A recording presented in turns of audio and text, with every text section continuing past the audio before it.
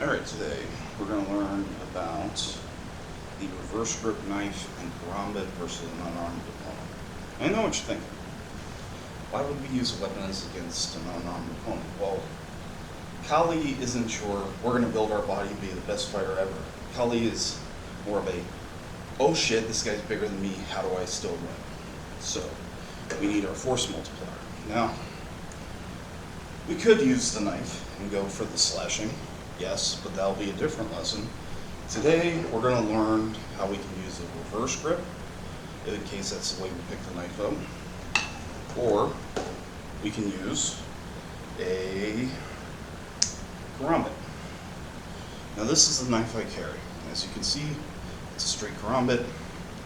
This allows me to stab, this allows me to flail, okay? Or slash, all right?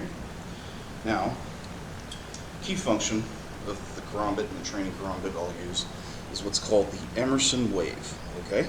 It's kind of hard to see on this one, but there's a hook.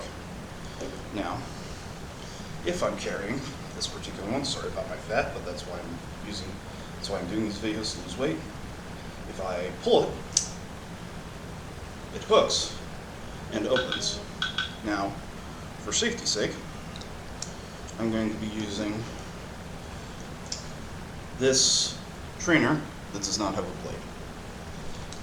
Now, we're going to be defending against very basic, simple attacks today. First is going to be your jab, your cross, your shovel hook left, your shovel hook right, and then the last one will be uppercut or kick. All right? So, we're going to start with the jab. Now, for any real Kali people out there, I'm sure you noticed that, hey, my weapon's in my rear hand. That's not what I was taught. You're right, it wasn't. Most instructors would teach you your checking hand or your live hand is here, and your weapon's out front. However, in the many arts I've trained my dominant foot is back, my strong arm is my cross. So rather than screw up what I already know, I'm just going to keep it like that. Now, first thing we're going to deal with is the jab. If I wasn't using a knife, it would be this attack, right? Well, when that jab comes in, first thing I'm going to do is I'm going to swat it off center. All right, so I want to use my footwork to move forward, swat it off center. So when that punch comes in, forward and off center. Now, as I'm forwarding and off center, I'm going to bring this knife up in this direction. So a combination of those is going to be here. Now, when I'm bringing that knife up, this is what I'm doing. I'm cutting this hand so they can't use it against me again. Now, is it going to slice it off the wrist and amputate? No. But even just think about paper cuts for a minute. It's going to make you not want to punch with that hand again. Maybe tear some tendons. Okay, so I'm catching behind as I do my footwork, bringing up. Okay? Now, I got to think, what do I want to do? Because this alone isn't a kill shot, attack shot, so I need to flow in Kali. Now that this is up, I can elbow that face, right? I can now, if he tries to throw that cross now, right? I can push that cross away, feint and push that cross away, and this would be an eye shot, right? Coming right here across the face, this would be an eye shot, and then I'm going to whip into my flail at either the ribs or the face. And I'm sure you're wondering, if you're just flicking, how's that going to hurt? Notice there is some torque to it, but even if I don't hit with the whip, I'm holding this. I'm holding this. So it's coming down as an impact. I'm not just and flipping it around, right? So I'm pulling down, cutting up, flailing the face. Okay? So that's our jab. That's our jab. So what about the cross now? He's coming in with the cross. So it's kind of coming from this direction. Okay? So I'm going to cut and do what's called combing the hair. Okay? This is a common defense you're going to see in my videos, combing the hair. So female triangle and hooking the arm.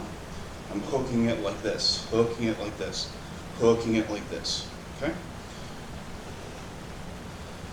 I'm hooking the arm using the female triangle to get behind that arm, right? And then I can grab the wrist and slash, or even if I just push it away haphazardly while slashing these ribs, flailing back into the ribs, okay? So again, a little bit quicker. Slash. Kind of screwed that up. So let's do it again. Up, slash, whip. Okay, so I'm whipping back into that flesh that I just slashed. Okay. Next, we're going to talk about shovel hooks. Right? It's a pretty basic attack for any boxer who knows what these hooks are like. So, if it's coming from my front side, right? If that hook's coming at my ribs, just want to give it a little simple block down. Now this isn't a very strong block, right? So I'm going to kind of crash into the guy. And if you notice, I'm combing my hair again, but the blade's already there. So I'm not learning a new movement. I'm just pop, pop. Now Justin, where's that knife going to go? It can go here, it can go here, it can go up the face, right? We're just going pop. Now, I'm using this to catch behind the tricep, right? I'm catching behind the tricep to pull. Notice, I'm pulling. So hit the shoulder, catch the tricep. Again, I'm using my checking hand to make sure it doesn't come back up and hit me in the face, right? I'm stepping past, and I'm hitting these ribs, and then I can flail across the face, or I can use the back. Some Karambits are back-edged. I can start slashing into the back muscles, or hit to the back of the neck to start my control phase. Notice, if I have metal behind the back of your neck, it's gonna hurt like hell. So let's do this again.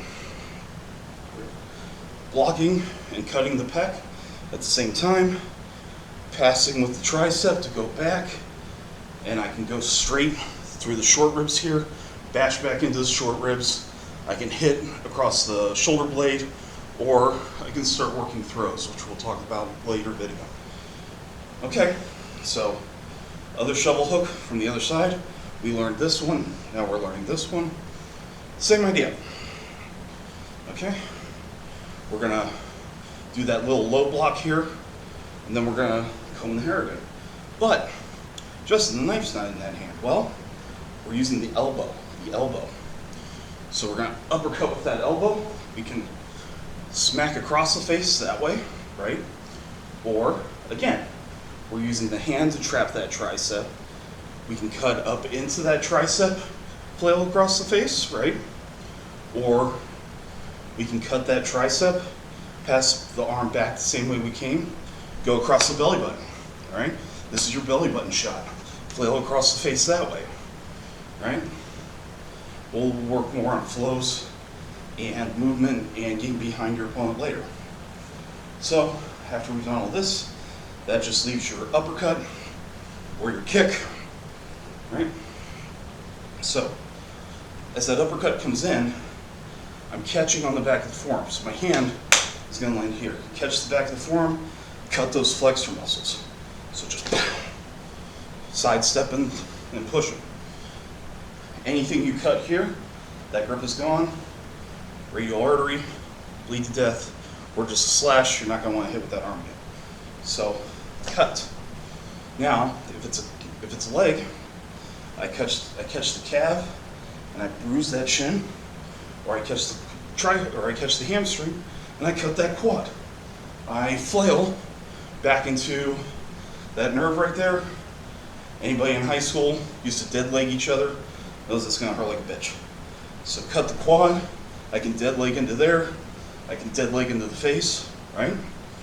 Or another option was a control option. Catch the calf, push the leg to the side. Now I'm belly to back with this guy.